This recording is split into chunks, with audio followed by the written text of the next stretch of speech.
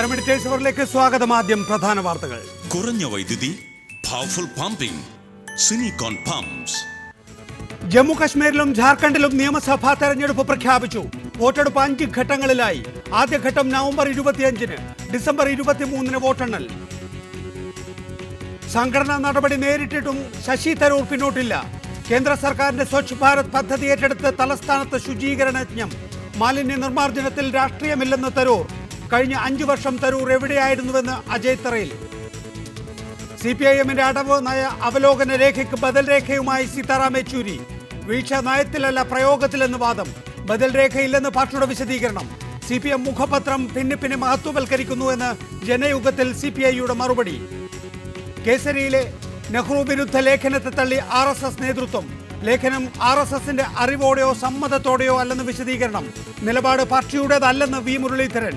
കോഴിക്കോട് സദാചാര ഗുണ്ടായിസം കാട്ടിയ യുവമോർച്ച നേതാവ് അറസ്റ്റിൽ. ഇന്ത്യൻ സൂപ്പർ ലീഗിലെ കയ്യാങ്കളിക്ക് ഗോവ കൊൽക്കത്ത താരങ്ങൾക്ക് സസ്പെൻഷൻ. കൊൽക്കത്ത പരിശീലകന് 4 മത്സരങ്ങളിൽ വിലക്ക്. 5 ലക്ഷം രൂപ വീതം പിഴ ഒടുക്കണം. നരേന്ദ്രമോദിയെ സ്തുതിച്ചതിന് AICCയുടെ അച്ചടക്ക നടപടിക്ക് വിധേയനായ ശശി തരൂർ MP മോദി പ്രഖ്യാപിച്ച സ്വച്ഛ് ഭാരത് പദ്ധതിയുമായി മുന്നോട്ട്. തന്റെ മണ്ഡലത്തിന്റെ ഭാഗമായ വിഴിഞ്ഞം പ്രദേശം വൃത്തിയാക്കിയാണ് തരൂർ ശുചീകരണ പ്രവർത്തനത്തിന് തുടക്കം കുറിച്ചത്. നാട് വൃത്തിയാക്കുന്നതിൽ BJP കോൺഗ്രസ് വ്യത്യാസം നോക്കേണ്ട കാര്യമില്ല എന്നായിരുന്നു തരൂരിന്റെ പ്രതികരണം. മോഡി അനുകൂല പ്രസ്താവന നടത്തിയതിന് കോൺഗ്രസ് ദേശീയ നേതൃത്വത്തിന്റെ അച്ചടക്ക നടപടിക്ക് വിധേയനായതിന് തൊട്ടു പിന്നാലെയാണ് നരേന്ദ്രമോദി പ്രഖ്യാപിച്ച സ്വച്ഛ് ഭാരത് പദ്ധതിയിൽ ശശി തരൂർ പങ്കാളിയായത്. രാവിലെ 11 മണിയോടെ തന്റെ മണ്ഡലത്തിന്റെ ഭാഗമായ വിഴിഞ്ഞം പ്രദേശം വൃത്തിയാക്കാൻ തരൂർ ഇറങ്ങി. നിരവധി പ്രാദേശിക കോൺഗ്രസ് നേതാക്കളും ശുചീകരണ പ്രവർത്തനത്തിൽ തരൂരിനൊപ്പം പങ്കുചേർന്നു. രാഷ്ട്രം വൃത്തിയാക്കുന്നതിൽ രാഷ്ട്രീയമില്ലെന്നും മാധ്യമങ്ങളാണ് വിവാദങ്ങൾ ഉണ്ടാക്കുന്നതെന്നുമായിരുന്നു തരൂരിന്റെ പ്രതികരണം. എന്ത് ലേബൽ കൊടുത്താലും രാജ്യം വൃത്തിയാവണ്ടേ? ഞാൻ എപ്പോഴും പറയും, ശ്രീ നാരായണ ഗുരു എല്ലാവരും ഇഷ്ടപ്പെടുന്ന ഒരു വ്യക്തിയാണ്. അദ്ദേഹം പറഞ്ഞിട്ടായിരുന്നു മതം ഏതായാലും മനുഷ്യൻ നന്നായാൽ മതിയെന്ന്. അതുപോലെ ഞാനും പറഞ്ഞു, രാഷ്ട്രം ഏതായാലും രാഷ്ട്രം നന്നായാൽ മതി. അച്ചടക്ക നടപടി സ്വീകരിക്കേണ്ടി വന്നിട്ടും തരൂർ തന്റെ നിലപാടിൽ മാറ്റം വരുത്താത്തത് കോൺഗ്രസ് നേതാക്കൾക്കിടയിൽ കടുത്ത അമർഷമാണ് ഉളവാക്കിയിരിക്കുന്നത്.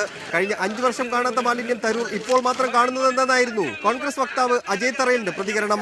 അദ്ദേഹം അവിടെ വിഴിഞ്ഞത്ത് മാലിന്യം കിടക്കുന്ന കണ്ടു. കഴിഞ്ഞ 5 വർഷമായി കിടക്കുന്ന മാലിന്യമാണ് അദ്ദേഹം കണ്ടിരുന്നത്, ഇപ്പോൾ കണ്ടു. അതുപോലെ തിരുവനന്തപുരം നഗരത്തിൽ മാലിന്യങ്ങൾ കിടക്കുന്ന അദ്ദേഹം കണ്ടു. അത് നീക്കം ചെയ്യണം കേട്ടോ, അല്ലാതെ വെറുതെ ക്യാമറക്കാര് പോകുന്ന വരെ 2 ചൂലെടുത്തടിച്ച പോരാ. അതേസമയം ശശി തരൂരിനെ പരോക്ഷമായി പരിഹസിച്ച് KPCC പ്രസിഡന്റ് VM സുധീരൻ രംഗത്ത് വന്നു. ചൂലെടുത്ത് ക്യാമറയ്ക്ക് മുന്നിൽ നിന്നാൽ സ്വച്ഛ് ഭാരത് ആകില്ലെന്നും പലരും ഇത്തരം പൊടിക്കൈകളിൽ ചെന്ന് വീഴുന്നത് തന്നെ അത്ഭുതപ്പെടുത്തുന്നുവെന്നുമായിരുന്നു സുധീരന്റെ പ്രതികരണം. പ്രധാനമന്ത്രി സ്ഥാനത്തിരിക്കുന്ന ഒരു വ്യക്തി അവർ ചെയ്യേണ്ട കാര്യങ്ങൾ ചെയ്യാതെ, അതിനെ കുറിച്ച് ആലോചിക്കാതെ ഒരു ചൂലെടുത്ത് ക്യാമറയ്ക്ക് മുന്നിൽ 1/4 മണിക്കൂർ അഭിനയിച്ചാൽ അത് സ്വച്ഛ് ഭാരത് ആകുമോ? വക്താവസ്ഥാനം നഷ്ടപ്പെട്ടിട്ട് മോഡി അനുകൂല നിലപാടുമായി രംഗത്ത് വന്നിട്ടുള്ള തരൂരിന്റെ നടപടിക്ക് പിന്നിലെ രാഷ്ട്രീയം വരും ദിവസങ്ങളിൽ വലിയ ചർച്ചയ്ക്ക് വഴിവെച്ചേക്കും. റിപ്പോർട്ടർ, തിരുവനന്തപുരം. ഈ വിഷയത്തിൽ നമ്മോടൊപ്പം Jacob George, VV Rajesh, Ajay തറയിൽ എന്നിവരാണ് വിവിധ സ്റ്റുഡിയോകളിൽ. ആദ്യം ശ്രീ അജയ് തറയിൽ, ഇപ്പോൾ കണ്ട റിപ്പോർട്ടിന്റെ ഏറ്റവും ഒടുവിലത്തെ ദൃശ്യം, ഒരു ചത്ത എലിയെ ശശി തരൂർ ഇങ്ങനെ പിടിച്ചു നിൽക്കുന്നു. കോൺഗ്രസിനെ പ്രതീകവൽക്കരിക്കുകയാണോ ശശി തരൂർ ഒരു ചത്ത എലിയായി?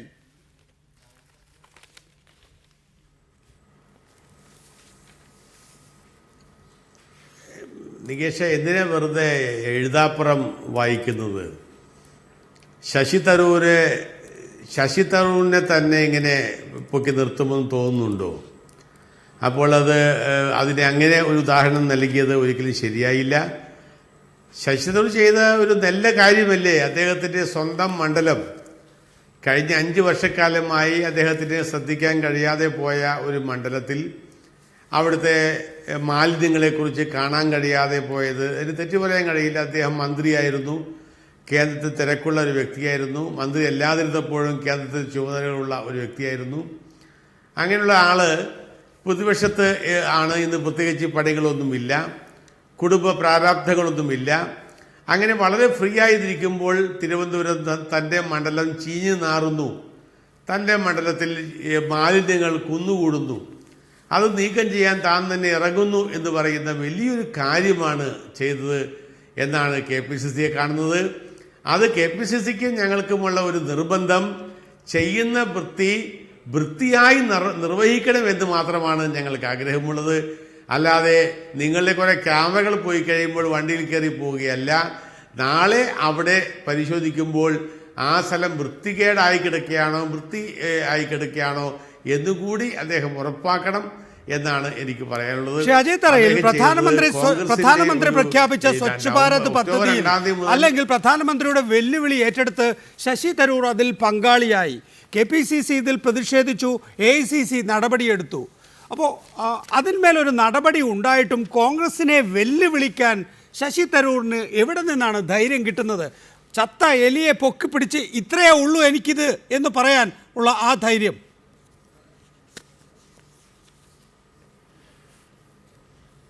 ഞാൻ നികേഷോട് പറഞ്ഞത്, അദ്ദേഹത്തിനെതിരെ നടപടിയെടുത്തത് AICC ആണ്.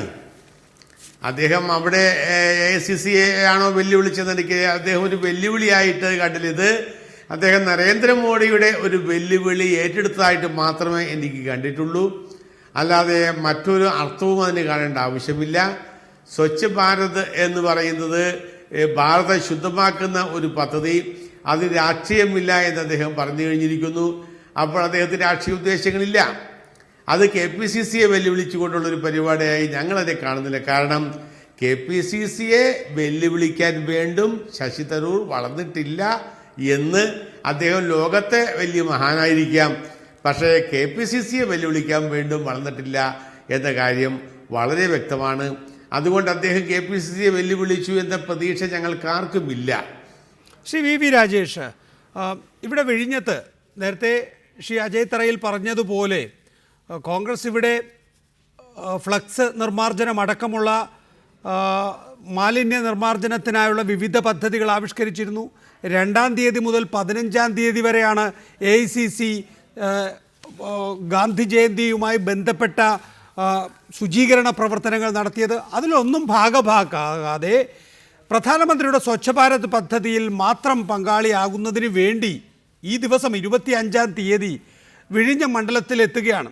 അവിടെ നേരത്തെ കൊണ്ടിട്ട മാലിന്യം, അതായത് ശശി തരൂറിന് പെറുക്കാൻ കഴിയുന്ന മാലിന്യം നേരത്തെ അവിടെ കൊണ്ടിട്ടു എന്നാണ് അവിടെയുള്ള പ്രദേശവാസികൾ പറയുന്നത്. ഒരു ഫ്രഷായി ചത്ത എലിയും അവിടെ ഉണ്ടാകുന്നു. അത് ഫോട്ടോയ്ക്ക് പോസ്റ്റ് ചെയ്യാൻ വേണ്ടി ശശി തരൂറിന് മുന്നിൽ എത്തുകയും ചെയ്യുന്നു. അപ്പോൾ ഇതൊക്കെ തന്നെയും നിങ്ങളുടെ പ്രധാനമന്ത്രിയെ സന്തോഷിപ്പിക്കാനും BJPയെ തങ്ങളോടൊപ്പം നിർത്താനും വേണ്ടിയുള്ളതാണ്. നിങ്ങളുടെ പ്രധാനമന്ത്രിക്ക് സന്തോഷമായോ? BJP അതിൽ ശശി തരൂറിനെതിരെ ഇനി മേലിൽ ഞങ്ങൾ വലിയ പ്രചാരണ പരിപാടികളൊന്നും നടത്തില്ല, ശശി തരൂർ എന്തും ചെയ്തു കൊള്ളട്ടെ, അല്ലെങ്കിൽ നിലവിലുള്ള അദ്ദേഹത്തിൻ്റെ കുറ്റങ്ങളെല്ലാം മറന്നു എന്ന നിലയിലായോ?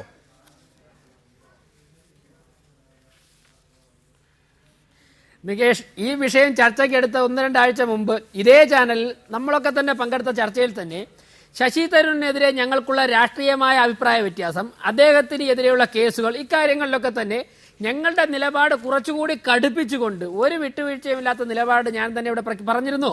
രാജേട്ടൻ ഹൈക്കോടതിയിൽ അഫിഡവിറ്റ് കൊടുത്തുകൊണ്ട് വ്യത്യസ്തമായ അഭിപ്രായങ്ങൾ പ്രകടിപ്പിച്ചു. നമ്മൾ ചർച്ച ചെയ്തതാണ്. പിന്നെ മറ്റൊന്ന്, BJPയെ കൂടെ നിർത്താൻ ആർക്കും സാധിക്കുകയില്ല. BJPയോട് ഒപ്പം നിൽക്കുന്നവർക്ക് BJPയോടൊപ്പം നിൽക്കാൻ മാത്രമേ സാധിക്കുകയുള്ളൂ. നിങ്ങൾ ചോദിച്ച ചോദ്യത്തിന്റെ ആദ്യ ഭാഗം, KPCC തീരുമാനിച്ചിരുന്ന ആ ഡേറ്റുകളിൽ ശശി തരൂരിനെ കൊണ്ട് അത് ചെയ്യിക്കേണ്ടിയിരുന്നത് KPCCയുടെ ജോലിയാണ്. ആ മാലിന്യം വൃത്തിയാക്കുവാൻ വേണ്ടിയുള്ള അവരുടെ പദ്ധതിയിൽ ശശി തരൂർ എന്ന കോൺഗ്രസ് നേതാവിനെ, കോൺഗ്രസിന്റെ MPയെ കൂടി പങ്കാളിയാക്കുവാൻ സാധിച്ചില്ലെങ്കിൽ അത് KPCC പ്രവർത്തിച്ചതിന്റെ പ്രശ്നമാണ്. അതിനേക്കാൾ കൂടുതൽ സ്വാധീനം ഇന്ത്യൻ പ്രധാനമന്ത്രിക്ക് ശശി തരൂരിൽ ചെലുത്തുവാൻ വേണ്ടി ഒരുപക്ഷെ സാധിച്ചിരിക്കാം. അതുകൊണ്ടായിരിക്കാം അദ്ദേഹം ഇവിടെ ചെയ്തത്. മറ്റൊന്ന്, ഇന്നവിടെ വിഴിഞ്ഞത്ത് മാലിന്യം കൊണ്ടിട്ടത്, ഇത്രയും കാലം കോൺഗ്രസും CPMും മാറി മാറി ഭരിച്ച കേരളത്തിൽ മാലിന്യത്തിന് ഒരു പഞ്ഞുമില്ല. എലിയും അതുപോലുള്ള മാലിന്യങ്ങളൊക്കെ തന്നെ എല്ലാ സ്ഥലത്തും ഉണ്ട്. ഞാൻ പറയുന്നത്, ഇതിൽ ഇപ്പോൾ ബഹുമാനപ്പെട്ട എൻ്റെ സുഹൃത്തും കോൺഗ്രസിന്റെ മുതിർന്ന നേതാവുമായ ശ്രീ അജയ് തറയിൽ പറഞ്ഞതിലൊക്കെ തന്നെ ഒരുപക്ഷെ വിഷമം കൊണ്ടാവാം, അല്ലെങ്കിൽ ദേഷ്യം കൊണ്ടാവാം, അതിലൊക്കെ തന്നെ തമാശയുടെയും പരിഹാസത്തിന്റെയും കളിയാക്കലിന്റെയും രൂപമുണ്ട്. ബഹുമാനപ്പെട്ട KPCC president Shri VM Sudheeran എന്ന് പ്രസംഗിച്ചതിൽ പരിഹാസത്തിന്റെ രൂപമുണ്ട്. പ്രധാനമന്ത്രിയുടെ കെണിയിൽ അവരുടെ MP വീണോ എന്ന് ആക്ഷേപിക്കുന്നുണ്ട്. കോൺഗ്രസ് നേതൃത്വം ഇത്തരത്തിലുള്ള സങ്കുചിത നിലപാടുകളിൽ നിന്നും ചിന്താഗതികളിൽ നിന്നും മാറണം. ഗാന്ധിജി വിഭാവനം ചെയ്ത ഒരു പദ്ധതി, കോൺഗ്രസിന്റെ ഗവൺമെന്റ് തന്നെ ഈ പദ്ധതിയിൽ നടപ്പിലാക്കിയിട്ടുണ്ട് എന്ന് നിങ്ങൾ പറയുന്ന ഒരു പദ്ധതി, ആ ഗവൺമെന്റിന്റെ തുടർച്ചയായിട്ടുള്ള മറ്റൊരു ഗവൺമെന്റ് വരുമ്പോൾ അതിൽ പങ്കാളിയാകാൻ പാടില്ല എന്ന് ശഠിക്കുന്നത്, അങ്ങനെ ഒരു ലക്ഷ്മണരേഖ വരയ്ക്കുന്നത് ഇന്നിപ്പോ KPCC president Shri VM Sudheeran പറഞ്ഞത് മോദിയുടെ രാഷ്ട്രീയം തിരിച്ചറിയാൻ ശശി തരൂരിന് കഴിഞ്ഞില്ല, മോദിയുടെ വലയിൽ തരൂർ വീണു എന്നാണ്. നിങ്ങൾ ശശി തരൂരിനെതിരെ നടപടിയെടുത്തു, എന്നിട്ട് പോലും കോൺഗ്രസിനെ വെല്ലുവിളിച്ച് ശശി തരൂർ ചത്ത എലിയെ പൊക്കിക്കാണിച്ച് ഇത്രയേ ഉള്ളൂ നിങ്ങൾ എനിക്ക് എന്ന് പ്രഖ്യാപിച്ചു. പിന്നെ കോൺഗ്രസിൻ്റെ ഹൈക്കമാൻഡും ശശി തരൂരും തമ്മിലുള്ള ഇൻ്റർ പാർട്ടി കമ്മ്യൂണിക്കേഷനുണ്ട്. അത് നരേന്ദ്രമോദി അമേരിക്കയിൽ പോയപ്പോൾ ശശി തരൂറും ഒപ്പം പോകുന്നു. നരേന്ദ്രമോദിക്ക് ആവശ്യമായിട്ടുള്ള എല്ലാ തരത്തിലുള്ള ലോബിയിങ്ങും ഒരു കോൺഗ്രസ് MP ആയ ശശി തരൂരിൻ്റെ ഭാഗത്തു നിന്നുണ്ടാകുന്നു. അദ്ദേഹം അവിടെ ഒരു പത്രത്തിൽ നരേന്ദ്രമോദിയെ അനുമോദിച്ചുകൊണ്ട് ലേഖനം എഴുതുന്നു. ടെലിവിഷൻ ചാനൽ ചർച്ചകളിൽ നരേന്ദ്രമോദിയെ അനുകൂലിച്ച് പാനൽ അംഗമായി പണിയെടുക്കുന്നു. ഇത്രയധികം കാര്യങ്ങൾ ചെയ്തിട്ട് അവസാനം ശ്രീ VM സുധീരൻ കണ്ടെത്തുകയും ചെയ്യുന്നു ഈ ഏർപ്പാടുകളെല്ലാം കഴിയുമ്പോൾ മോദിയുടെ വലയിൽ വീണു എന്ന്. അങ്ങനെ ഒരു MP വേണോ? എന്തായാലും 402-ൽ നിന്നും 44 ഒരാൾ കുറയുന്നത് കൊണ്ട് നിങ്ങൾക്ക് കുഴപ്പമുണ്ടോ? എന്തുകൊണ്ട് ശ്രീ അജയ് തറയിൽ ഇത്രയും എന്താ പറയുക, ഇന്ത്യയിൽ കോൺഗ്രസ് ഇത്രയധികം എതിർക്കുന്ന നരേന്ദ്രമോദിക്ക് അപദാനം വാഴ്ത്തുന്ന ഒരാൾക്കെതിരെ അദ്ദേഹത്തിന് ഏൽക്കുന്ന വിധത്തിൽ ഒരു അച്ചടക്ക നടപടിയെടുക്കാൻ കോൺഗ്രസിന് കഴിയുന്നില്ല?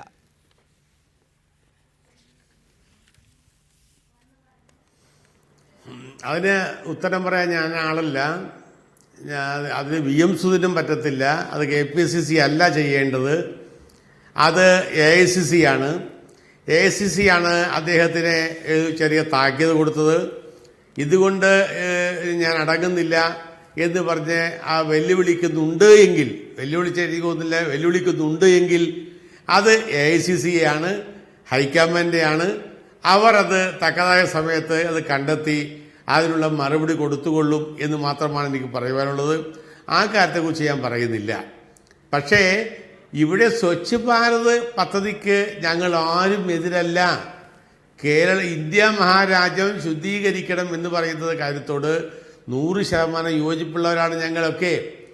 അതിൻ്റെ കാര്യത്തിലല്ലോ നരേന്ദ്രമോദിയെ വാരി പുകഴ്ത്തുക, നരേന്ദ്രമോദിയെ സ്തുതിക്കുക, നരേന്ദ്രമോദിക്ക് ഈ മൻമോഹൻ സിംഗിനില്ലാത്ത, രാഹുൽ ഗാന്ധിക്കില്ലാത്ത, കോൺഗ്രസിനില്ലാത്ത മഹത്വം കൽപ്പിക്കുക തുടങ്ങിയ കലാപരിപാടികൾ ഏർപ്പെട്ടുകൊണ്ടിരിക്കുന്നത് ശരിയല്ല എന്നതുകൊണ്ട് അദ്ദേഹത്തിന് വലിയ യുക്തമായ നടപടി സ്വീകരിക്കണമെന്നാണ് KPCC പ്രസിഡന്റ് AICC അറിയിച്ചത്. അവരാ യുക്തമായ തീരുമാനമെടുത്തത്, അല്ലാതെ മറ്റൊന്നുമല്ല. ഇവിടെ അതൊന്നുമല്ലല്ലോ പ്രശ്നം. കേരളത്തിലെ ശുചീകരണം തുടങ്ങിയിട്ട് എത്രയോ നാളുകളായി. ഇവിടെ തിരുവനന്തപുരം പാർലമെന്റ് മണ്ഡലത്തിൽ ഒരു ദിവസം, ഒരു കാലത്ത്, ഒരു വർഷം മുമ്പ് ഞാൻ ഓർക്കുന്നു, മാലിന്യം കുന്നുകൂടി പ്ലേഗ് ഭീഷണി നേരിട്ടൊരു കാലഘട്ടമുണ്ട്. അന്നേരം കേന്ദ്രമന്ത്രിയുമായിരുന്നു ശശി തരൂർ. അദ്ദേഹം ചെറുപേരിൽ അനക്കിയില്ല, ഒരു എലിയെയും പൊക്കിയെടുത്തില്ല, ഒരു സാധനവും അവിടെ നോക്കിയില്ല, അന്വേഷിച്ചില്ല. ആ ഒരു കുറ്റബോധം കൊണ്ടാണ് ഇപ്പോൾ അദ്ദേഹം ഇറങ്ങിത്തിരിച്ചത്. അത് പാർട്ടിക്ക് അദ്ദേഹത്തെ സ്ഥായിക്കാനേ നിവൃത്തിയുള്ളൂ. കാരണം ഇങ്ങനെയെങ്കിലും ഈ രാജ്യത്തെ മാലിന്യങ്ങൾ നീക്കാനുള്ള യജ്ഞത്തിൽ പങ്കാളികളാകാൻ അദ്ദേഹം കഴിഞ്ഞല്ലോ എന്ന് ഓർക്കുക മാത്രമാണ്. ശ്രീ ജേക്കബ് ജോർജ്, പ്രധാനമന്ത്രി തുടക്കം കുറിച്ച പദ്ധതിയാണ് സ്വച്ഛ് ഭാരത് അഭിയാൻ. അതിൽ ശശി തരൂർ എന്ന കോൺഗ്രസ് MP-യും പങ്കാളിയാകുന്നു. കോൺഗ്രസ് ആവർത്തിച്ച് മുന്നറിയിപ്പ് നൽകിയിട്ടും ശിക്ഷാ നടപടി എടുത്തിട്ടും ശശി തരൂർ അതിൽ പങ്കാളിയാകുന്നതിൻ്റെ അർത്ഥം എന്താണ്? രാഷ്ട്രീയമായ അർത്ഥം എന്താണ്?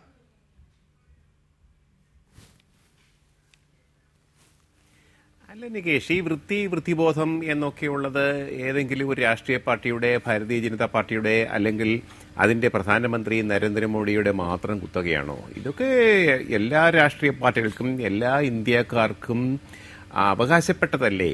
പക്ഷേ ഒരു നരേന്ദ്രമോദി വേണ്ടി വന്നു ഇതുപോലെയോട്ട് വലിയ തരത്തിൽ തുടങ്ങാൻ എന്നുള്ള കാര്യം വേറെ. ഒരു നരേന്ദ്രമോദി ഇത് പറഞ്ഞതുകൊണ്ടാണ് ശശി തരൂർ ചത്ത എലിയും പൊക്കിക്കൊണ്ട് നടന്നത് എന്ന കാര്യം വേറെ. പക്ഷെ അതിൻ്റെ അപ്പുറത്ത് നോക്കുമ്പോഴത്തേക്ക് ഇങ്ങനെ ഒരു വൃത്തിബോധം ശശി തരൂർ പ്രകടിപ്പിച്ചതിൽ രാഷ്ട്രീയമായി തെറ്റില്ല എന്നാണ് എനിക്ക് തോന്നുന്നത്. കാണിച്ചത് കഴിഞ്ഞ വർഷം അവിടെ മാലിന്യത്തിന്റെ ലോറി യുദ്ധസമാനമായ സാഹചര്യം ഉണ്ടാക്കിയിരുന്നു. നമുക്ക് മറ്റൊരു ജില്ല അങ്ങനെ മാതൃകയാക്കി എടുക്കാനില്ല. തിരുവനന്തപുരം ഒരു മാതൃക തന്നെയാണ്. ഇവിടെ നിന്ന് കുറേ നഗരങ്ങളിൽ നിന്ന് ഗ്രാമത്തിലേക്ക് കുറേ മാലിന്യ വണ്ടികൾ പുറപ്പെടുന്നു. ഗ്രാമം നഗരത്തിനെതിരെ യുദ്ധത്തിന് തയ്യാറെടുക്കുന്നു. ആ സാഹചര്യത്തിൽ ഈ MP അവിടെ കണ്ടിട്ടില്ല. സ്വച്ഛ ഭാരതിനുമായി ബന്ധപ്പെട്ട് 9 പേരെ വെല്ലുവിളിക്കുന്നു. അതിലൊരാൾ ശശി തരൂർ ആകുന്നു. ശശി തരൂർ കോൺഗ്രസിൻ്റെ എല്ലാ എതിർപ്പുകളെയും മറികടന്ന് ഇന്ന് എലിയെ പൊക്കാൻ നടക്കുന്നു എന്ന് പറയുമ്പോൾ അതിൽ രാഷ്ട്രീയമില്ല എന്ന് പറയുമ്പോൾ ആളുകൾ വിശ്വസിക്കുമോ?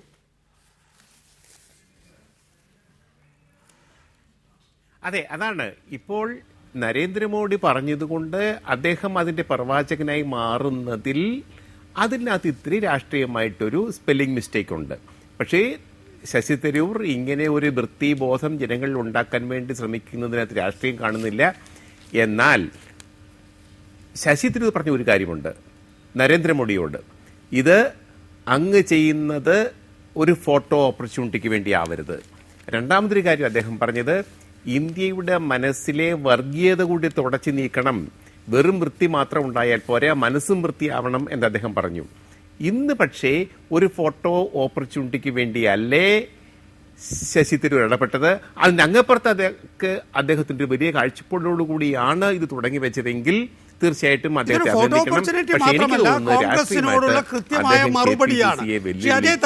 നിങ്ങൾ KPCC കേന്ദ്രത്തിന് AICCക്ക് ഒരു കത്തയച്ചല്ലോ. ആ കത്തിന് AICC ഒരു മറുപടി പോലും തേടാതെയാണ് ശശി തരൂറിനെതിരെ അച്ചടക്ക നടപടിയെടുത്തത്. ശശി തരൂർ തന്നെ അന്ന് വൈകുന്നേരം ട്വീറ്റ് ചെയ്തിരുന്നു, എന്താണ് KPCC അയച്ചത്, അതിന് തനിക്കെന്താണ് മറുപടി പറയാനുള്ളത് എന്ന് കൂടി AICC തേടിയിരുന്നുവെങ്കിൽ, എനിക്ക് മറുപടി അയക്കാൻ കഴിയുമായിരുന്നുവെങ്കിൽ, അതിൽ ശരിതെറ്റുണ്ടോ എന്ന് AICC വിലയിരുത്തിയിരുന്നുവെങ്കിൽ കുറെ കൂടി നന്നാവുമായിരുന്നു എന്ന്. അതൊന്നും ഉണ്ടായില്ല. അച്ചടക്ക നടപടി ഞാൻ ശിരസാ വഹിക്കുന്നു. അത് ജൂൺ മാസത്തിൽ മുതൽ AICC ആസ്ഥാനത്ത് കയറാത്ത ശശി തരൂറിനോടാണ് നിങ്ങൾ ഒക്ടോബർ മാസം പറയുന്നത് നിങ്ങൾ ഇനി AICCയിൽ പോകണ്ട, അവിടെ ബ്രീഫ് ചെയ്യേണ്ട എന്ന്. എങ്കിലും ശശി തരൂർ അത് മുൻകാല പ്രാബല്യത്തോടു കൂടി അംഗീകരിക്കുന്നു. ഇതിനുള്ള മറുപടിയാണ് ഇപ്പോൾ AICCക്കോ KPCCക്കോ ശശി തരൂർ നൽകിയിട്ടുണ്ടാവുക. നേരത്തെ ശ്രീ ജേക്കബ് ജോർജ് പറഞ്ഞതുകൂടി ഞാൻ കൂട്ടിച്ചേർക്കുന്നു. നിലവിൽ എന്ത് തെറ്റാണ് ശശി തരൂർ ചെയ്തത് എന്നുകൂടി അദ്ദേഹത്തെ രാവിലെയും വൈകിട്ടും എന്ന നിലയിൽ പരിഹസിക്കുന്ന ശ്രീ അജയ് തറയിൽ താങ്കൾ വ്യക്തമാക്കണം. 2 കാര്യങ്ങളാണ് ശശി തരൂർ പറയുന്നത്. ഇത് കോൺഗ്രസിൻ്റെയോ അല്ലെങ്കിൽ BJPയുടെയോ നയമല്ല, രാജ്യം അതിന് അദ്ദേഹം പറയുന്നത് നാരായണ ഗുരുവിനെ ഉദ്ധരിച്ചുകൊണ്ടാണ്. മതമേതായാലും മനുഷ്യൻ നന്നാകണം എന്നതുപോലെ തന്നെ രാഷ്ട്രീയമേതായാലും രാഷ്ട്രം നന്നാകണം എന്ന പുതിയ കൂട്ടിച്ചേർക്കലാണ്. അപ്പോൾ അത് ഏതെങ്കിലും രാഷ്ട്രീയ പാർട്ടിയുടെ കുത്തകയാക്കി നിർത്താൻ ശശി തരൂർ ഉദ്ദേശിക്കുന്നില്ല എന്നും മാത്രമല്ല, നരേന്ദ്രമോദിക്കൊരു സൂചന ശശി തരൂർ നൽകുന്നു. വെറും റോഡ് വൃത്തിയാക്കലല്ല, പകരം മനസ്സും ഹൃദയവും വൃത്തിയാകണം, മനസ്സും ഹൃദയവും ചിന്തയും വൃത്തിയാകണം. അത് നരേന്ദ്രമോദിക്ക് നൽകാവുന്ന ഏറ്റവും കടുത്ത സന്ദേശമല്ലേ? ആ കാര്യം എന്തുകൊണ്ട് കോൺഗ്രസ് കാണുന്നില്ല?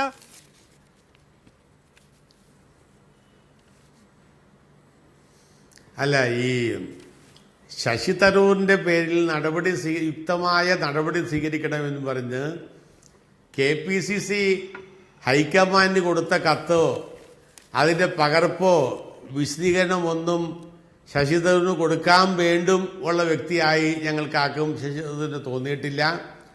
അത് ഹൈക്കമാൻഡും തോന്നിയത് കൊണ്ടാണ് ഹൈക്കമാൻഡ് മറുപടി കൊടുക്കാതെ ഒരു തീരുമാനമെടുത്തത്. ഇത് ആർക്കും ചെയ്യാവുന്ന ഒരു കാര്യമാണ്. കാരണം സ്വച്ഛ് ഭാരത് എന്ന് പറയുന്ന രാജ്യം ശുദ്ധീകരിക്കുന്നൊരു പദ്ധതിയുമായി പിന്തുണച്ചുകൊണ്ടുള്ള ഒരു പരിപാടിയാണ്. ഇതിനെ വിമർശിക്കാനോ എതിർക്കാനോ ഞങ്ങൾക്കാകില്ല. അത് കോൺഗ്രസ് ഇതിനെ എതിർത്തിട്ടുമില്ല. അതുകൊണ്ട് ഈ പരിപാടിയിലൊക്കെ പങ്കെടുക്കാം. ഇനി KPCCയും AICCയും എടുക്കുന്ന നിലപാടുകൾക്കെതിരെ ശശി തരൂർ നിലപാടെടുക്കുമ്പോൾ അന്നേരം ആലോചിക്കും AICC എന്ന് മാത്രമാണ് എനിക്ക് ആ കാര്യത്തെക്കുറിച്ച് പറയാനുള്ളത്. അതുപോലെ തന്നെ ഇവിടെ ശ്രീനാരായണ ഗുരുവിൻ്റെ വാക്ക് കടമെടുത്തുകൊണ്ട് പറഞ്ഞു, മതമേതായാലും മനുഷ്യൻ നന്നായാലും മതി എന്നതുപോലെ രാഷ്ട്രീയം ഏതായാലും രാജ്യം നന്നായാലും മതി എന്ന് ഈ കഴിഞ്ഞ 3-4 മാസം മുമ്പ് ചിന്തിച്ചിട്ടില്ല. ഞങ്ങളൊക്കെ കോൺഗ്രസിലൂടെ തന്നെ രാജ്യം നന്നാവണമെന്നും കോൺഗ്രസിന് മാത്രമാണ് ഇന്ത്യ രാജ്യത്ത് പുരോഗതി ഉണ്ടാക്കാൻ കഴിയുമെന്നുള്ള സങ്കല്പത്തിലും വിചാരത്തിലും ചിന്തയിലും ഇരിക്കുന്നവരാണ്. അത് തന്നെയാണ് യഥാർത്ഥമാകാൻ പോകുന്നതും. കാരണം ഇപ്പോൾ അധികാരത്തിൽ വന്ന BJP ഗവൺമെൻറ് അവരുടെ മാനിഫെസ്റ്റോ മാറ്റിവെച്ചുകൊണ്ട് കോൺഗ്രസ് ഗവൺമെൻറ്റിൻ്റെ UPA ഗവൺമെൻറ് ഫയലുകളിൽ ഒപ്പിട്ട് നടപ്പാക്കുന്ന പദ്ധതിയാണ് ചെയ്തുകൊണ്ടിരിക്കുന്നത്. അപ്പോൾ അതിൻ്റെ അർത്ഥം രാഷ്ട്രീയം ഏതായാലും രാജ്യം നന്നായാലും മതി എന്നല്ല, കോൺഗ്രസിനെ കൊണ്ട് രാജ്യം നന്നാക്കാൻ പറ്റുകയുള്ളൂ എന്ന് നരേന്ദ്രമോദിക്ക് പോലും ബോധ്യപ്പെട്ടിരിക്കുന്നു. ആ ബോധ്യമാണ് ശ്രീ ശശി തരൂരിന് വേണ്ടത്. അതുകൊണ്ട് അദ്ദേഹം പറഞ്ഞ മുദ്രാവാക്യം തെറ്റിപ്പോയി.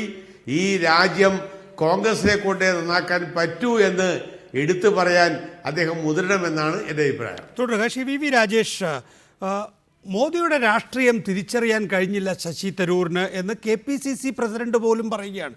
മോദിയുടെ രാഷ്ട്രീയം തിരിച്ചറിയാൻ കഴിയാത്ത ഒരു MP നിങ്ങൾക്കുണ്ടെങ്കിൽ ഹാ കഷ്ടം എന്ന ആ KPCC പ്രസിഡന്റിനോട് തിരിച്ചു പറയാൻ ആർക്കും കഴിയൂ. പക്ഷേ അതിലൊരു മോദി ഏതെങ്കിലും തരത്തിൽ ശശി തരൂരിനെ ഇൻഫ്ലുവൻസ് ചെയ്യുന്നുണ്ടോ? ഈ അജയ് തറയലിനോട് തന്നെ ചോദിച്ചാൽ അജയ് തറയൽ പറയും ഒരു പ്രത്യേക സാഹചര്യത്തിൽ ശശി തരൂരിനെ സമ്മർദ്ദത്തിലാക്കി വഴിതെറ്റിച്ചു കൊണ്ടുപോവുകയാണ് എന്ന്. ഈ വിഷയത്തിൽ നമുക്ക് എല്ലാവർക്കും അറിയാം ശശി തരൂർ എന്തോ ഭയക്കുന്നുണ്ട്. ആ ഭയം പ്രത്യേകിച്ച് സുബ്രഹ്മണ്യൻ സ്വാമി ഉയർത്തിവിടുന്ന ആ ഭയം, അത് ശശി തരൂരിനെ സംബന്ധിച്ചിടത്തോളം അദ്ദേഹത്തിൻ്റെ രാഷ്ട്രീയ ജീവിതം തന്നെ ഒരുപക്ഷെ അവസാനിപ്പിക്കാൻ പോകുന്നതായിരിക്കാം. ആ ഭയപ്പെടേണ്ടതില്ല എന്ന് പറഞ്ഞ് സമാധാനിപ്പിക്കാൻ BJPക്ക് കഴിയുന്നുണ്ടോ ഈ ഘട്ടത്തിൽ? നിങ്ങൾക്ക് വലിയ അപകടമൊന്നും വരാതെ ഞങ്ങൾ നോക്കിക്കൊള്ളാം എന്ന സന്ദേശം.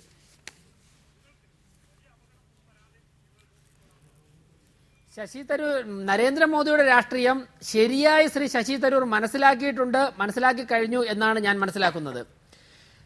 ഇത്രയും കാലം ഇന്ത്യൻ നാഷണൽ കോൺഗ്രസിന്റെ നേതാക്കന്മാർക്ക് അദ്ദേഹത്തെ കൊണ്ട് ഇത് കാര്യം ചെയ്യിക്കാൻ സാധിച്ചില്ലെങ്കിൽ അത് ഞങ്ങളുടെ പോരായ്മയല്ല. മറ്റൊന്ന്, ഇന്ന് ശ്രദ്ധിക്കണം, ശശി തരൂർ മാത്രമല്ല ഈ പദ്ധതിയിൽ പങ്കാളിയായത്. ആ പ്രദേശത്തുള്ള ജനസ്വാധീനമുള്ള പ്രാദേശിക കോൺഗ്രസ് നേതാക്കന്മാർ ഉൾപ്പെടെയാണ് അദ്ദേഹത്തോടൊപ്പം നിൽക്കുന്നത്. അവിടെ ഒരു BJPയുടെ ആൾക്കാരുമില്ലായിരുന്നു. പൊതുജനങ്ങളും കോൺഗ്രസ് പ്രവർത്തകരുമാണ് അദ്ദേഹത്തോടൊപ്പം ഉള്ളത്. അപ്പോൾ ഈ രാജ്യത്തെ ലക്ഷക്കണക്കിന് ജനങ്ങളെ സ്വാധീനിക്കാൻ കഴിഞ്ഞ രാഷ്ട്രീയമാണ് നരേന്ദ്രമോദിയുടെ രാഷ്ട്രീയം. ഇപ്പോൾ ആ രാഷ്ട്രീയം തോമസ് ചാണ്ടിയെ സ്വാധീനിക്കുന്നു. ആ രാഷ്ട്രീയം ഇപ്പോൾ ശശി തരൂരിനെയും വിഴിഞ്ഞത്തുള്ള കോൺഗ്രസ് നേതാക്കന്മാരെയും സ്വാധീനിക്കുന്നു. പരോക്ഷമായി ലക്ഷക്കണക്കിന് വരുന്ന കോൺഗ്രസ് CPM പ്രവർത്തകരെയും നേതാക്കന്മാരെയും സ്വാധീനിച്ചു കഴിഞ്ഞു. മറ്റൊന്ന്, താങ്കളുടെ ചോദ്യത്തിന്റെ അവസാന ഭാഗം, ശശി തരൂർ എന്തോ ഭയക്കുന്നുണ്ടല്ലോ, ആ ഭയത്തിൽ നിന്ന് നിങ്ങൾ രക്ഷപ്പെടുത്താമെന്ന് പറഞ്ഞിട്ടുണ്ടോ? ഞാൻ തീർച്ചയായും പറയാം, സുനന്ദ പുഷ്കറിന്റെ വധവുമായി ബന്ധപ്പെട്ട കാര്യമായിരിക്കും, അല്ലെങ്കിൽ മരണവുമായി ബന്ധപ്പെട്ട കാര്യമായിരിക്കും താങ്കൾ ഉദ്ദേശിച്ചത്. അക്കാര്യത്തിൽ യാതൊരു വിട്ടുവീഴ്ചയുമില്ല. അക്കാര്യത്തിൽ ശശി തരൂർ തെറ്റ് ചെയ്തിട്ടുണ്ടെങ്കിൽ ശശി തരൂർ അതിൽ കേസിൽ പെടുക തന്നെ ചെയ്യും. വളരെ സുതാര്യമായ അന്വേഷണമാണ് മുന്നോട്ട് പോയിക്കൊണ്ടിരിക്കുന്നത്. സുബ്രഹ്മണ്യൻ സ്വാമി അദ്ദേഹത്തിന്റെ നിലപാടിൽ യാതൊരു തരത്തിലുള്ള വിട്ടുവീഴ്ചയും ചെയ്യുന്ന ആളല്ല. BJP സുനന്ദ പുഷ്കർ മരണപ്പെട്ട ദിവസം എന്തു നിലപാടാണോ സ്വീകരിച്ചത്, അതിനുശേഷം BJPയുടെ നിലപാട് കടുപ്പിക്കുകയല്ലാതെ ഞങ്ങൾക്കതിൽ വിട്ടുവീഴ്ച വരുത്തേണ്ട ഒരു സാഹചര്യവും നാളിതുവരെ ഉണ്ടായിട്ടില്ല. ഈ ഗവൺമെന്റിന്റെ ഭരണം മുന്നോട്ട് പോകുന്ന സമയത്ത് തന്നെ, ഏതാനും വരുന്ന ദിവസങ്ങളിൽ തന്നെ സുനന്ദ പുഷ്കർ ഏതു രീതിയിലാണ് കൊല്ലപ്പെട്ടത്, അതിന്റെ പിന്നിൽ ആരൊക്കെയാണ് പ്രവർത്തിച്ചത് എന്നുള്ള കാര്യം വ്യക്തമായി കൊണ്ടിരിക്കും. അതിൽ യാതൊരു സംശയവുമില്ല. ഞങ്ങളുടെ ഗവൺമെന്റ് വന്നതിന് ശേഷമാണല്ലോ കോൺഗ്രസ് ഗവൺമെന്റ് മറച്ചുവെച്ച പല അന്വേഷണ സംഭവങ്ങളും പുറത്തു വന്നത്. അപ്പോഴും ശശി തരൂരിനെ ഞങ്ങൾ ഒരു തരത്തിലും ഫേവർ ചെയ്യാൻ ശ്രമിച്ചിട്ടില്ലല്ലോ. അങ്ങനെയാണെങ്കിൽ ഒരുപാട് ക്രിമിനൽ കേസിൽപ്പെട്ട MP-മാർ ഇന്ത്യൻ പാർലമെന്റിലുണ്ടല്ലോ. അവരൊക്കെ നരേന്ദ്രമോദിയോടൊപ്പം ചേർന്ന് നിന്നു കഴിഞ്ഞാൽ എല്ലാ കേസും ഞങ്ങൾക്ക് ഡ്രോപ്പ് ചെയ്യേണ്ടി വരുമല്ലോ എന്ന് കേസ്. ഇവിടെ കോൺഗ്രസ് നേതാക്കന്മാർ മനസ്സിലാക്കേണ്ടത്, ഇത്രയും വലിയ ഒരു പദ്ധതി, ഇപ്പൊ ബഹുമാനപ്പെട്ട ശ്രീ അജയ് തറയിൽ തന്നെ പറയുന്നു, രാജ്യം നന്നാവണം, രാജ്യം വൃത്തിയാകണം, അതിന് ഞങ്ങൾ എതിരല്ല. പക്ഷേ ശശി തരൂർ നരേന്ദ്രമോദി ആഹ്വാനം ചെയ്ത ഒരു പദ്ധതിയിൽ ചേർന്ന് കഴിഞ്ഞാൽ ഞങ്ങൾ എതിർക്കുന്നു. ഈ സങ്കുചിത മനോഭാവം, ഈ സങ്കുചിത ചിന്താഗതിയുള്ള നേതൃത്വമായിരുന്നു കഴിഞ്ഞ കുറെ കാലം ഈ രാജ്യം ഭരിച്ചിരുന്നത് എന്നുള്ളതാണ് നമ്മുടെ രാജ്യത്തിന്റെ ഒരു ഗതികേട്. തുടരുക. ശ്രീ ജേക്കബ് ജോർജ്, ശശി തരൂർ നമുക്കറിയാം ഇത്രയൊക്കെ പുകിലുണ്ടാക്കിയതിന് ശേഷം സാധാരണഗതിയിൽ ആ പാർട്ടിയിൽ ഉറച്ചു നിൽക്കാൻ ആഗ്രഹിക്കുന്നവർ അതിൽ നിന്ന് പിൻവാങ്ങുകയാണ് ചെയ്യുക. ശശി തരൂരിനെ സംബന്ധിച്ചിടത്തോളം സ്വച്ഛ് ഭാരത് അഭിയാനുമായി ബന്ധപ്പെട്ട് പ്രധാനമന്ത്രി 9 പേരെ വെല്ലുവിളിച്ചപ്പോൾ അതിലൊരാൾ ഒരു രാഷ്ട്രീയക്കാരനെ ഉണ്ടായിരുന്നുള്ളൂ. ആ രാഷ്ട്രീയക്കാരൻ കോൺഗ്രസ്സുകാരനായ ശശി തരൂറായിരുന്നു. ആ ആവേശത്തിൽ പ്രധാനമന്ത്രിയുടെ വെല്ലുവിളി ട്വിറ്ററിൽ സ്വീകരിച്ചു എങ്കിൽ പോലും സ്വന്തം പാർട്ടിക്ക് അത് ഇഷ്ടമല്ല എന്ന് കാണുമ്പോൾ പിൻവാങ്ങുകയാണ് സാധാരണ പതിവ്. മാത്രമല്ല, ഇപ്പോൾ സ്വച്ഛ് ഭാരത് അഭിയാനുമായി ബന്ധപ്പെട്ട് വലിയ ചർച്ചകളൊന്നും നടക്കുന്നില്ല. അപ്പോൾ ആ സമയത്ത് വെല്ലുവിളി സ്വീകരിച്ചു, അവിടെ പ്രധാനമന്ത്രിയെ പുകഴ്ത്തി 1-2 ട്വീറ്റ് ഉണ്ടായി. എന്നത് കഴിഞ്ഞ് ഏതാണ്ട് ദിവസങ്ങൾ പിന്നിട്ട് എല്ലാവരും ഇത് മറക്കുമ്പോൾ, ഇല്ല, ഞാൻ അന്ന് പറഞ്ഞത്, അന്ന് ശ്രീ ശശി തരൂർ ട്വീറ്റ് ചെയ്തത്, ഞാൻ ഇപ്പോൾ സ്ഥലത്തില്ല, ഞാൻ മണ്ഡലത്തിലേക്ക് പോകും, എൻ്റേതായ ധർമ്മം നിർവഹിക്കുമെന്നാണ്. അത് ഓർത്ത് വെച്ച് മറ്റൊരു കാര്യത്തിലും കാണിക്കാത്ത ശുഷ്കാന്തിയിലൂടെ ശശി തരൂർ എന്നെ പുറത്താക്കൂ എന്ന വെല്ലുവിളി കോൺഗ്രസിനോട് ഉന്നയിക്കുകയാണോ? ശശി തരൂരിനെ കുറിച്ച് ബി ജെ പിയുടെ ഉള്ളിൽ ചില സംസാരമുണ്ട്. ശശി തരൂർ ഒരു പോസ്റ്റിന് ശ്രമിക്കുന്നു, അത് ഇന്ത്യയിലല്ല, ഇന്ത്യക്ക് പുറത്ത് വിദേശ വിഭാഗത്തിലാണ് എന്നൊക്കെ. ആ തരത്തിലൊരു പോസ്റ്റിന് ശ്രമിക്കുകയോ അല്ലെങ്കിൽ ഒരു പോസ്റ്റ് ശശി തരൂരിന് നൽകണമെന്ന് നരേന്ദ്രമോദി ആഗ്രഹിക്കുകയോ ഒക്കെ ചെയ്യുന്ന പ്രത്യേക സാഹചര്യം ഇവിടെ ഉണ്ടോ?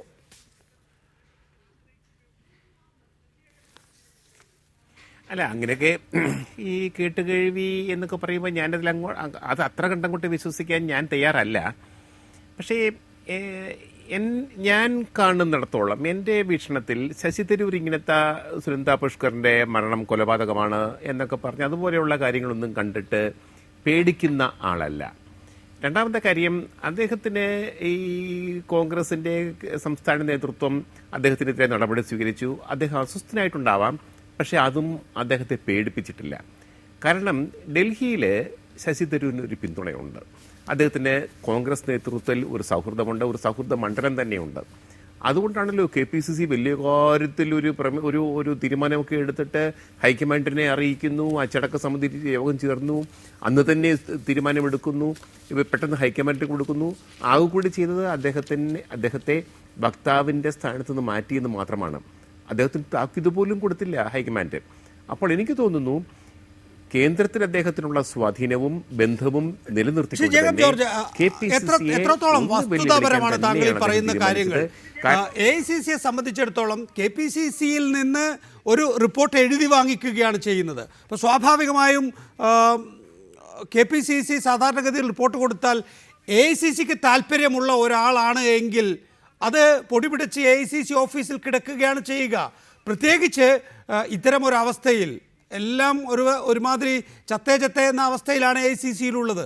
പക്ഷേ ഇവിടെ നിന്ന് ഒരു റിപ്പോർട്ട് എഴുതി വാങ്ങിക്കുകയും തൊട്ടടുത്ത ദിവസം തന്നെ AK ആൻ്റണി അടക്കമുള്ള 3 മുതിർന്ന നേതാക്കൾ അച്ചടക്ക സമിതി യോഗം ചേരുകയും ശശി തരൂരിനെ പാർട്ടി വക്താവ് സ്ഥാനത്ത് നിന്ന് നീക്കം ചെയ്യുകയും ചെയ്യുമ്പോൾ മറ്റെന്ത് സ്ഥാനമാണ് അദ്ദേഹത്തിൽ നിന്ന് നീക്കാനുള്ളത്? വെറുമൊരു AICC അംഗം മാത്രമാണ് ശശി തരൂർ. അപ്പോൾ ശശി തരൂറിന് ഡൽഹിയിൽ അല്ലെങ്കിൽ ജനപഥിൽ അക്ബർ റോഡിൽ ഒരു ഇൻഫ്ലുവൻസ് ഉണ്ട് എന്ന് പറയുന്നത് തെറ്റായ പ്രസ്താവനയായി പോകില്ലേ? അല്ല, അത് ഞാൻ വ്യക്തമായിട്ട് തന്നെ പറയുന്നതാണ്. എൻ്റെ അറിവ്, ഞാൻ മനസ്സിലാക്കിയത്, അദ്ദേഹത്തിന് എപ്പോഴും ഒരു എതിരാളികൾ കുറേ പേരുണ്ട്. കേരളത്തിലാണെങ്കിലും തിരുവനന്തപുരത്താണെങ്കിലും ഡൽഹിയിലാണെങ്കിലും സംശയമില്ല. അങ്ങനെ ഡൽഹിയിലുള്ള ചില എതിരാളികൾ നടത്തിയ ഒരു ഗൂഢാലോചനയുടെ ഭാഗമാണ് അദ്ദേഹത്തിനെതിരെയുള്ള നടപടി എന്നാണ് ഞാൻ മനസ്സിലാക്കിയത്. അതുകൊണ്ട് ഡൽഹിയിലുള്ള ഹൈക്കമാൻഡ് മുഴുക്കുകയും ശശി തരൂരിനെതിരാണെന്ന് ഞാൻ വിചാരിക്കുന്നില്ല. ആകെ കൂടി 44 കോൺഗ്രസ് MPമാരല്ലേ ഉള്ളൂ കോൺഗ്രസ് നേതൃത്വത്തിന്. ഹൈക്കമാൻഡ് എന്ന് വെച്ചാൽ ഇപ്പോഴാരായി എന്താ നമുക്കൊന്നും അതുപോലും പറയാൻ വയ്യാത്ത അവസ്ഥയായിപ്പോയി കോൺഗ്രസിൻ്റെ ദേശീയ നേതൃത്വം. അതുകൊണ്ട് ഇപ്പോൾ ശശി തരൂരിനെ പിണക്കി BJPയിലേക്ക് തള്ളിവിടാനും മാത്രമുള്ള ബുദ്ധിമോശം ഒന്നും ഹൈക്കമാൻഡ് കാണിക്കത്തില്ല എന്നാണ് എൻ്റെ വിശ്വാസം. എനിക്ക് തോന്നുന്നു ശശി തരൂരെ സംസ്ഥാനത്തെ നേതൃത്വം ഒരു ശുഷ്കാന്തി കാണിച്ചു. അതിന് ഡൽഹിയിൽ നിന്ന് ചിലരുടെ ഒരു സഹായവും ഒത്താശയും ഒക്കെ ഉണ്ടായിരുന്നു എന്നുള്ള കാര്യം ശരിയാണ്.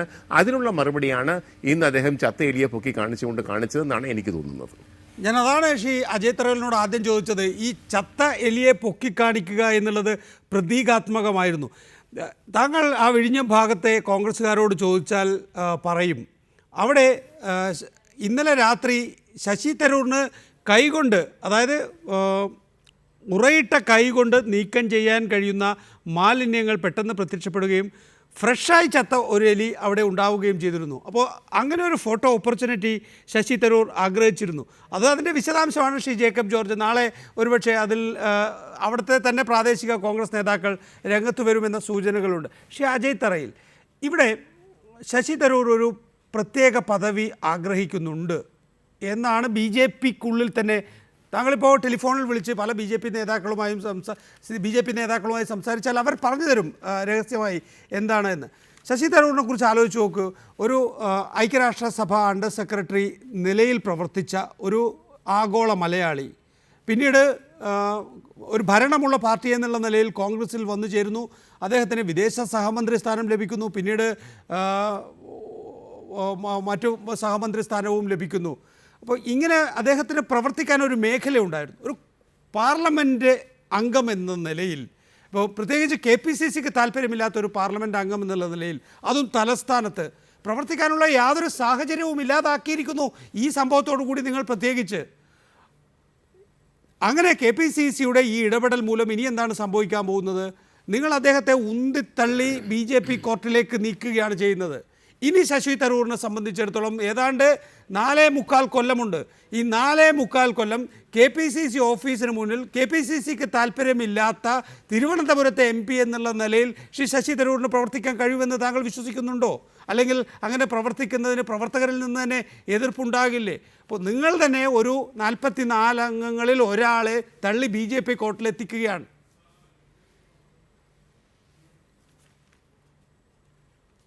ഒരിക്കലല്ല നികേഷ്.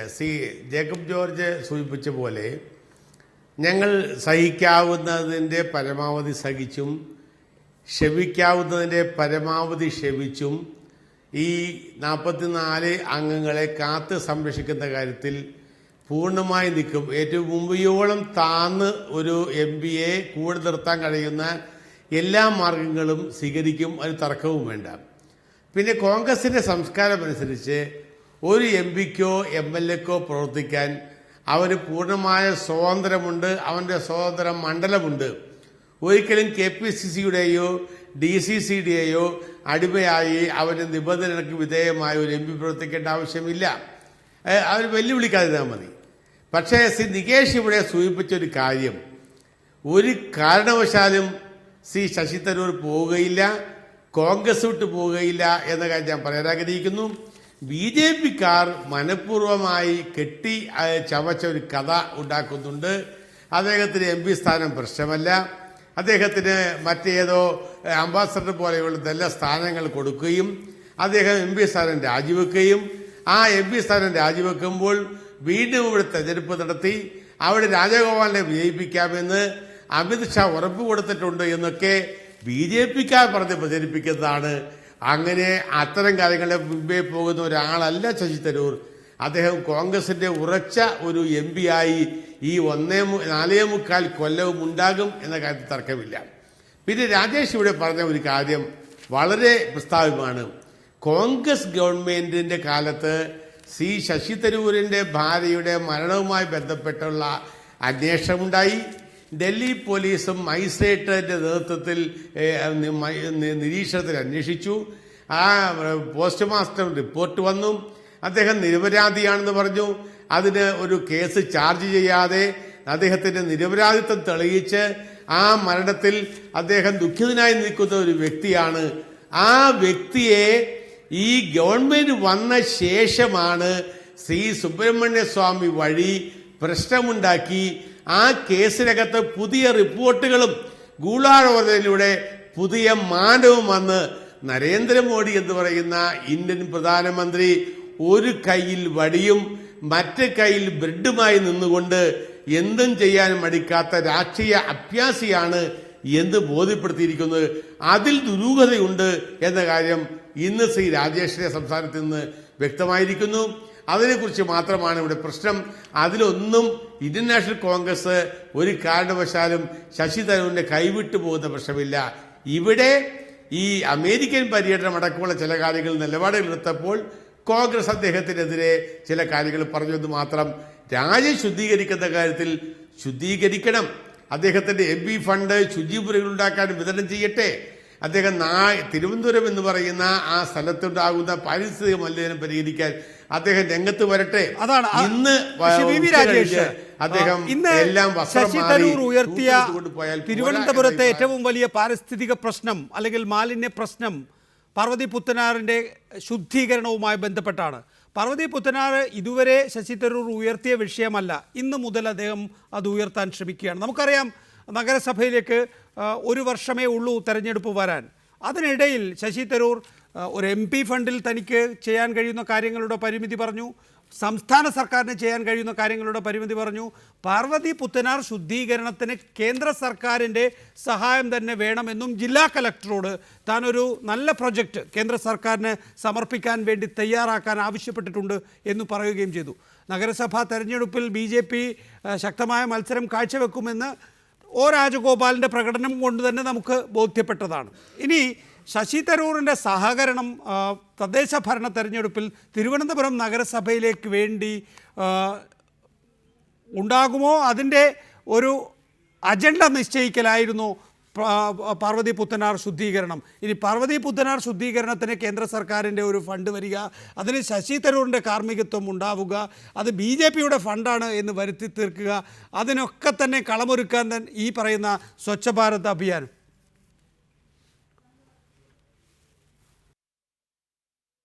തീർച്ചയായും ശ്രീ ശശി തരൂർ പാർവതി പുത്തനാർ ശുചീകരിക്കണം എന്നുള്ള ഒരു പ്രോജക്റ്റുമായി മുന്നോട്ട് പോയാൽ അതിന് കേന്ദ്ര സർക്കാരിൻ്റെ അടുത്ത് അദ്ദേഹം ഒരു സമ്മർദ്ദമോ ആവശ്യമോ മുന്നോട്ട് വച്ചാൽ തീർച്ചയായും തിരുവനന്തപുരത്തല്ല കേരള സംസ്ഥാനത്തിലെ BJP ഘടകം ഒന്നടങ്കം അതിന് പിന്തുണ നൽകും.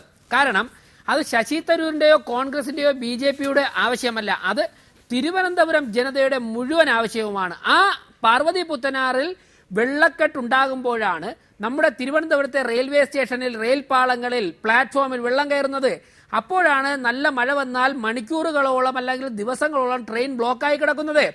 അത് മാറാൻ വേണ്ടി തിരുവനന്തപുരം MP മുൻകൈയെടുത്താൽ ഞങ്ങൾ 2 കൈ നീട്ടി സ്വീകരിക്കും. ഞങ്ങൾ അദ്ദേഹത്തോടൊപ്പം ഡൽഹിയിൽ പോകും, ഫണ്ടിന് വേണ്ടി പ്രധാനമന്ത്രിയെ കാണും.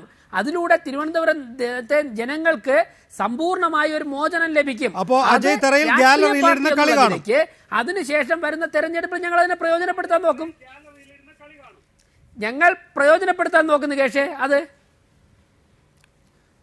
അജയ് തറയിൽ അപ്പോൾ ഗ്യാലറിയിലായിരിക്കും കൈയടിക്കാൻ.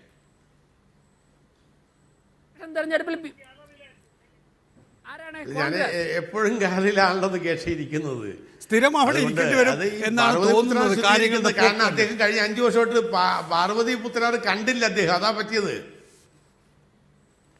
കഴിഞ്ഞ 5 വർഷമായിട്ട് ഈ പാർവതി പുത്തനാർ എന്ന് പറയുന്ന ഒരു കനാൽ അദ്ദേഹം കണ്ടില്ല, അതാണ് പ്രശ്നം ഉണ്ടായത്. അതിപ്പോൾ കാണുന്ന എന്തിനാണ് ശ്രീ അജയ് തറയിൽ? 1-2 വാചകങ്ങളിൽ പറഞ്ഞ് അവസാനിപ്പിക്കാം നമുക്ക്. മറ്റേ നികേഷ് തന്നെ പറഞ്ഞില്ലേ അതിന്റെ മുഴുവൻ കാര്യങ്ങളും? എന്താണ് ഞാൻ പറഞ്ഞത്? ഞാൻ ഓർക്കുന്നില്ല.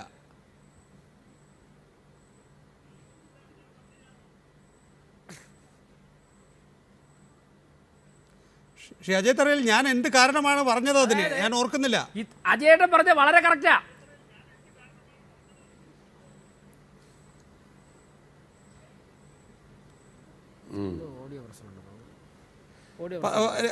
ഏതായാലും എല്ലാം കേൾക്കുന്നുണ്ട്. നിങ്ങൾ ആര് വിചാരിച്ചാലും ശശി തരൂർ BJPക്ക് അനുകൂലമായി പോകുന്ന പ്രശ്നമില്ല. അദ്ദേഹത്തിന്റെ രാഷ്ട്രീയം BJPയെ സഹായിക്കലല്ല. അത് ഞാൻ പറഞ്ഞേക്കാം. രാഷ്ട്രീയമായി BJPയെ സഹായിക്കുമെന്ന് രാജേഷ് പ്രതീക്ഷയുണ്ടെങ്കിൽ അത് തെറ്റാണ്. രാജേഷ് പറഞ്ഞു കഴിഞ്ഞിരിക്കുന്നു. പാർവതി പുത്തനാർ പോലുള്ള അവിടുത്തെ പാരിസ്ഥിതിക വിഷയങ്ങൾ ഉപയോഗിച്ച് കേന്ദ്ര ഫണ്ട്, സർക്കാരിന്റെ ഫണ്ട് കൊണ്ടുവരികയും അത് BJP ക്യാമ്പയിനാക്കി മാറ്റുകയും ചെയ്യും അടുത്ത 1 വർഷം. BJPയെ സംബന്ധിച്ചിടത്തോളം ശശി തരൂറിനെ ലോക്സഭാ സീറ്റിൽ രാജിവെപ്പിച്ച് അവിടെ മത്സരിക്കുക എന്നുള്ളതല്ല, അത് അവരെ സംബന്ധിച്ചിടത്തോളം കേരളത്തിൽ മറ്റൊരു റിസ്ക് ആയിരിക്കും. പക്ഷേ ഇപ്പോൾ ശ്രീ രാജേഷ് വ്യക്തമായ ഭാഷയിൽ പറഞ്ഞു കഴിഞ്ഞിരിക്കുന്നു, തദ്ദേശ ഭരണ തെരഞ്ഞെടുപ്പാണ് ഞങ്ങളെ സംബന്ധിച്ചിടത്തോളം പ്രധാനം, അതിന് അജണ്ട നിശ്ചയിക്കലാണ് ഇന്ന് അജയ് തറയിൽ ചെയ്തത് എന്ന്. ശ്രീ രാജേഷ്, ഞാൻ പറഞ്ഞത് കറക്റ്റ് അല്ലേ? നികേഷ്, തദ്ദേശ സ്വയംഭരണ തെരഞ്ഞെടുപ്പാണ് ഞങ്ങളുടെ അടുത്ത ലക്ഷ്യം. ആ തെരഞ്ഞെടുപ്പിലൂടെ പരമാവധി സ്ഥലത്ത് BJP വിജയിപ്പിക്കുക, BJPയെ വിജയിപ്പിക്കുന്നതിലൂടെ നരേന്ദ്രമോദി വിഭാവനം ചെയ്യുന്ന വികസനം, അതോടൊപ്പം തന്നെ സ്വച്ഛ ഭാരത് അഭിയാൻ പദ്ധതി, അങ്ങനെയുള്ള കാര്യങ്ങൾ, മേക്ക് ഇൻ ഇന്ത്യ, ഇങ്ങനെയുള്ള പ്രോജക്റ്റുകൾ കൊണ്ടുവരിക, അതിലൂടെ ഇന്ത്യയിലെ ചെറുപ്പക്കാർക്ക് ജോലി കൊടുക്കുക, അഴിമതി നിർമ്മാർജ്ജനം ചെയ്യുക, അങ്ങനെ ഇന്ത്യ സൂപ്പർ പവർ ആകാൻ പോകുന്ന ആ പദ്ധതിയിൽ കേരളത്തെയും ആ ദേശീയ മുഖ്യധാരയിലേക്ക് ചേർക്കുക. ഇതാണ് BJPയുടെ ലക്ഷ്യം. അതിനുവേണ്ടി കോൺഗ്രസിന്റെയും CPMന്റെയും അജയ് തറയിലിന്റെയും ശശി തരൂരിന്റെയും ഒക്കെ തന്നെ കഴിവുകൾ പ്രയോജനപ്പെടുത്താൻ ഒരു രാഷ്ട്രീയ പാർട്ടി എന്നുള്ള നിലയ്ക്ക് ഞങ്ങൾ ശ്രമിക്കും. മാധ്യമങ്ങളെ പ്രയോജനപ്പെടുത്താൻ ഞങ്ങൾ ശ്രമിക്കും.